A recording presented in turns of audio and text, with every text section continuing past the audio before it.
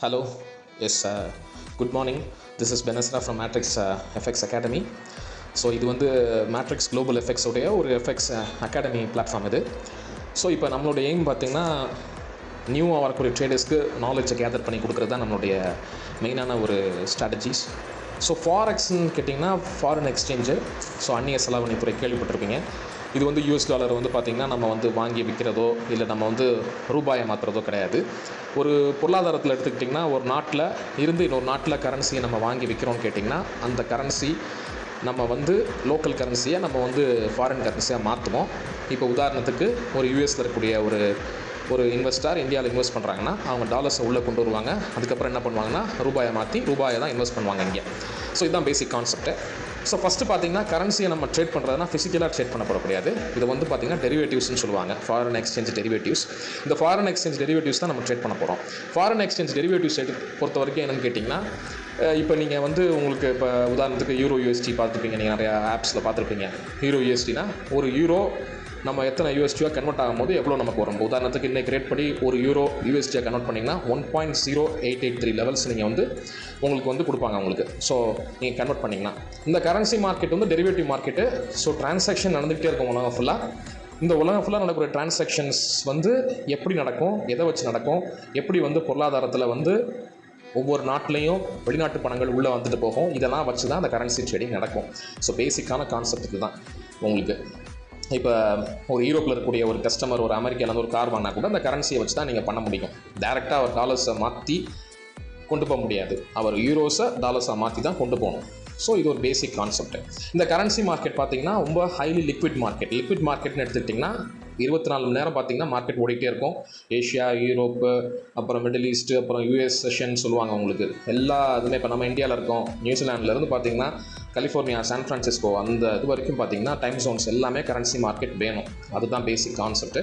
So இந்த currency market பண்ணுறதுக்கு இப்போ நான் வந்து அதிகமாக இன்வெஸ்ட் பண்ணணுமா அப்படின்றது கிடையாது. ஏன்னா இதில் வந்து பார்த்திங்கன்னா உங்களுக்கு லெவரேஜ்னு சொல்லுவாங்க. இப்போ நீங்கள் ₹1 போட்டிங்கன்னா நீங்கள் வந்து பார்த்திங்கன்னா ₹10 நீங்கள் வந்து ஆக்சுவலாக வந்து ப்ரோக்கர் கொடுப்பாங்க. 1:10 லெவரேஜ்னு சொல்லுவாங்க.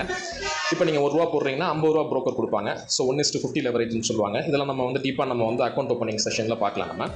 ஸோ மார்க்கெட் பார்ட்டிசிபென்ட்ஸ் யாருன்னு கேட்டிங்கன்னா யாரெல்லாம் இதில் இருப்பாங்க அப்படின்னு கேட்டிங்கன்னா உங்களுக்கு வந்து இதில் பேங்க்ஸ் இருப்பாங்க. ஏன்னா பேங்க்ஸ் தான் உங்களுக்கு வந்து கரன்சியை மாற்றி கொடுப்பாங்க.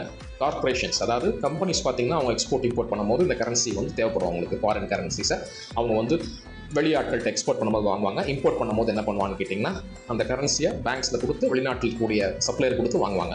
ஸோ கவர்மெண்ட்ஸு ஏதோ அவங்க பர்ச்சேஸ் பண்ணாலும் சரியா எதுவும் இல்லை. நார்மலாக பார்த்திங்கன்னா அவங்களுக்கு சில டிரான்சாக்ஷன்ஸ் பைலேட்டரலாக பண்ணுவாங்கல்ல, அவங்களுக்கு தேவைப்படும். இப்போ ஆயில் மார்க்கெட்டிங் கம்பெனிஸ் பார்த்திங்கன்னா அந்த மாதிரிலாம் தேவைப்படும் அவங்களுக்கு. ஸோ இன்வெஸ்டர்ஸ், நான் முன்னாடியே சொன்ன மாதிரி இன்வெஸ்டர்ஸ் பார்த்திங்கன்னா இங்கே இன்வெஸ்ட் பண்ணுறவங்க இல்லை இங்கேருந்து வெளிநாட்டில் இப்போ யூஎஸ்ல இன்வெஸ்ட் பண்ணுறவங்களுக்கு இந்த கரன்சிஸ் தேவைப்படும். ஸ்பெக்குலேட்டர்ஸ் தான் நாம. ஸ்பெக்குலேஷன்னா என்ன, இந்த கரன்சி இந்த ஒரு வாரத்தில் ஏறுமா இல்லை இன்றைக்கி ஏறுமா, எவ்வளோ இறங்கும், ஸோ இதை நம்ம ட்ரேட் பண்ணலாமா, ஸோ இதில் நான் வந்து ப்ராஃபிட் பார்க்குறவங்க தான் ஸ்பெக்குலேட்டர்ஸ்னு சொல்லுவாங்க. ஸோ ஸ்பெக்குலேஷன்றது கேம்பிளிங் கிடையாது. இது வந்து பார்த்திங்கன்னா ஒரு விஷயத்தை வந்து உங்களுக்கு வந்து சுதாரித்து இது நடக்க போதும், நடக்கலாம், ப்ரோபபிலிட்டின்னு சொல்லுவாங்கல்ல, ஸோ அந்த கான்செப்ட். ஸோ அதே மாதிரி பார்த்திங்கன்னா அந்த ஸ்பெக்குலேட்டர்ஸில் ரீட்டைல் இன்ஸ்டியூஷன் இருக்காங்க. இன்ஸ்டியூஷன்ஸ்னு எடுத்துக்கிட்டிங்கன்னா உங்களுக்கு பெரிய பெரிய பேங்க்ஸ் அவங்கெல்லாம் பார்த்திங்கன்னா ட்ரேட் பண்ணுவாங்க நம்மள மாதிரியே. ரீட்டைல்ன்றது இப்போ நம்ம அந்த ஆப்ஸ் மூலமாக ட்ரேட் பண்ணுறோம் பார்த்திங்களா, டெரிவேட்டிவ்ஸ் வந்து ரீட்டைல் ட்ரேடர்ஸ். ரொம்ப ஒரு இன்றைக்கி ஃபாஸ்ட்டாக வந்துட்டு இருக்கக்கூடிய ஒரு சிச்சுவேஷனில் இது வந்து ஸ்பெக்குலேஷன்றது one of the segment. So இது வந்து ஒன் ஆஃப் தி அசட் கிளாஸ்ன்னு சொல்லுவாங்க இன்ஸ்டியூஷன்ஸில். இப்போ எப்படி நம்ம ஸ்டாக்ஸை வாங்கி விற்கிறோம், கோல்டை வாங்கி விற்கிறோம், இந்த மாதிரி கரன்சியை ஒரு தனி அசட் கிளாஸாக பெரிய பெரிய பேங்க்ஸில் இருக்குது. அதுக்குன்னு பார்த்திங்கன்னா ரிசர்ச் டெஸ்க்லாம் தனியாகவே இருக்குது. ஸோ இப்போ வந்து பார்த்திங்கன்னா இந்த கரன்சியை வந்து 3ஆக பிரிச்சுருவாங்க உங்களுக்கு. Major currencies, minor currencies, exotic கரன்சிஸ்ன்னு சொல்லுவாங்க. இப்போ நீங்கள் ஸ்க்ரீனில் பார்ப்பீங்க, மேஜர்ஸ்னால் ஒன்றும் கிடையாது. யூரோ யூஎஸ்டி, யூஎஸ்டி ஜேபிஒய்ன்றது ஜாப்பனீஸன், ஜிபிபி யூஎஸ்டி அதில் உங்களுக்கு தெரியும் British pound, so USD CHF, AUD USD, USD CAD, NZD CAD. So இதெல்லாம் பார்த்திங்கன்னா உங்களுக்கு வந்து மேஜர் கரன்சிஸ். ஸோ இது வந்து G7 சொல்லுவாங்க. இந்த நாட்டுடைய கரன்சிஸ் பார்த்திங்கன்னா எல்லாமே உங்களுக்கு வந்து ரொம்ப ஒரு டெவலப்டு மார்க்கெட்டோட கரன்சிஸ் இதெல்லாம். ஸோ மைனஸ் பார்த்திங்கன்னா டாலர் இல்லாமல் கிராஸ் பேர்ஸ்ன்னு சொல்லுவாங்க. நீங்கள் பார்த்திங்கனாலே உங்களுக்கு தெரியும் கிராஸ் பேர்ஸ் போட்டிருக்காங்க. உதாரணத்துக்கு யூரோ ஜிபிபி போட்டிருக்காங்க, யூரோ ஆட் போட்டிருக்காங்க. ஆட்ன்றது ஆஸ்திரேலியன் டாலர் உங்களுக்கு. ஸோ எக்ஸாட்டிக்ஸ் பார்த்திங்கன்னா எக்ஸாட்டிக்ஸ் தான் ரொம்ப ஒரு டேஞ்சரஸான ஒரு பிளேஸு கரன்சி மார்க்கெட்டில். ஏன் அப்படின்னா less liquid and have wider spreads. வாலட்டிலிட்டியும் compared to major and minor பேர்ஸோட கூட இருக்கும். அதாவது எடுத்துக்கிட்டிங்கன்னா இப்போ இன்வெஸ்ட் பண்ணுறவங்க இந்த மாதிரி டர்க்கியாக இருக்கட்டும், இல்லை சவுத் ஆஃப்ரிக்காவாக இருக்கட்டும், இல்லை எடுத்துக்கிட்டிங்கன்னா சிங்கப்பூராக இருக்கட்டும், பொதுவாக அந்த மாதிரி நாடுகளில் ரொம்ப முதலீடுகள் போகாது. ரொம்ப பார்த்திங்கன்னா உங்களுக்கு வந்து கரன்சியோடைய மூவ்ஸ் இருக்காது. இது ஏன் பேக்ரவுண்டாக எடுத்துக்கிட்டிங்கன்னா, இப்போ யூஎஸ் டாலர் தான் உலகத்திலே அதிகமாக ட்ரேட் ஆகக்கூடிய, அதிகமாக உலகத்தில் வந்து பண்ணக்கூடிய கரன்சி.